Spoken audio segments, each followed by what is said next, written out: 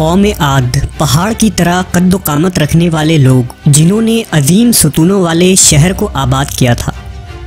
लेकिन उन्होंने ऐसी कौन सी बदआमालियाँ की थी जिसकी वजह से उन पर अज़ाब इलाही नाजिल हुआ। इस अज़ाब ने तारीख़ के सबसे ताकतवर कौम को किस तरह तबाह व बर्बाद कर दिया।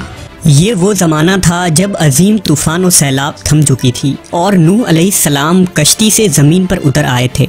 हज़रत नूह ने अपने 3 बेटों को दुनिया के मुख्तलिफ़ हिस्सों में रवाना कर दिया ताकि दुनिया में इंसानी आबादी दोबारा फैले। हज़रत नूह के बेटे साम सरज़मीन अरब में आकर सकूनत पज़ीर हो गए, जहाँ उनकी नस्लों में इजाफ़ा हुआ और जज़ीरा अरब में सामी नस्ल की इब्तदा हुई। साम की नस्ल से एक ताकतवर सरदार की पैदाइश हुई जिसका नाम आद था। आद अपनी औलादों के साथ जुनूबी अरब के इलाकों में जा बसा।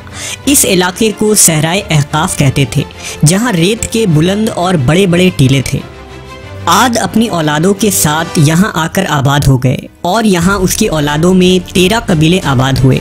ये लोग कौम आद कहलाए, जिन्होंने यहाँ ताकतवर हुकूमत की बुनियाद रखी और तकरीबन 1500 बरसों तक यहाँ आबाद रहे।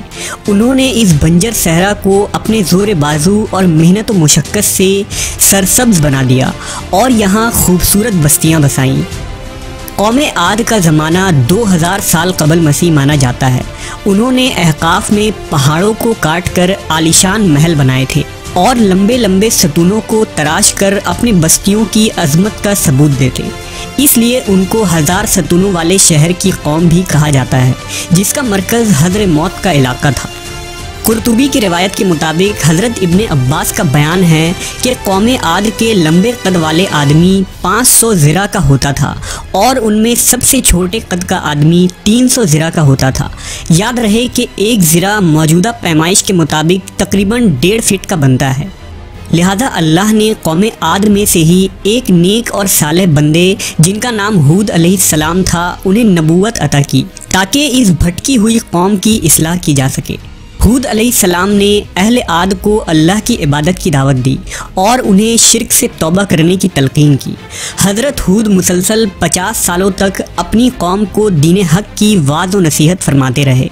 कौम आद के 2 कबाइल जिनका नाम कलमान और खलजान था और उनके पास कौम की सरदारी थी, उन्होंने हज़रत हूद की सबसे ज़्यादा मुखालफत की और आपको तकलीफ़ें पहुँचाईं।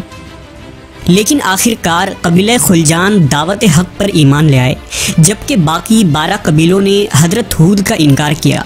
कई दिनों तक अहकाफ में बारिश न हुई, चश्मे, आबशारें और नहरें खुश्क हो गईं और हर तरफ सूखा पड़ने लगा।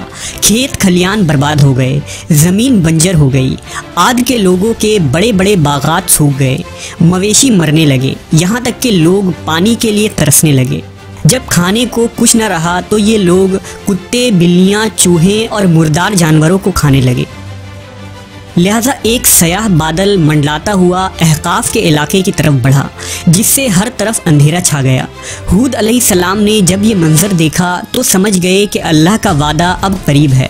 हज़रत हूद अपने मानने वालों को साथ लेकर खतीरा नामी बस्ती की तरफ चल दिए। जैसे ही हज़रत हूद ने अहकाफ से हिजरत फरमाई, अजाब की इब्तदा हो गई।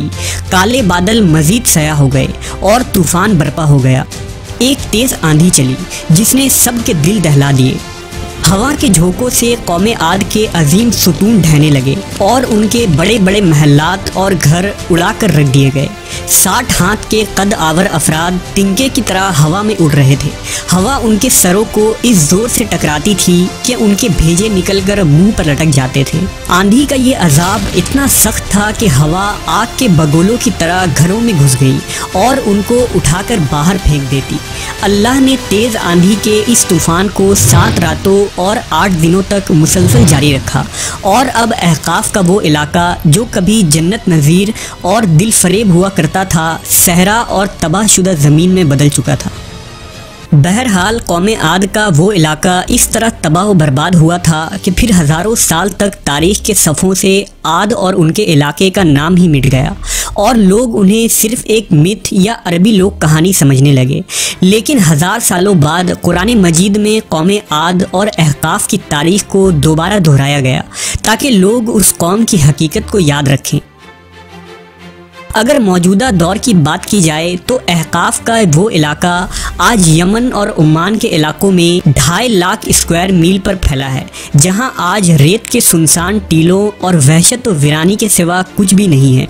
इस इलाके की वहशत की वजह से अरब इसे हज़्र मौत कहते हैं। मकामी बद्दुओं से लेकर सयाह और मुसाफिर तक कोई भी इस रेतीले रेगिस्तान के करीब जाना पसंद नहीं करता।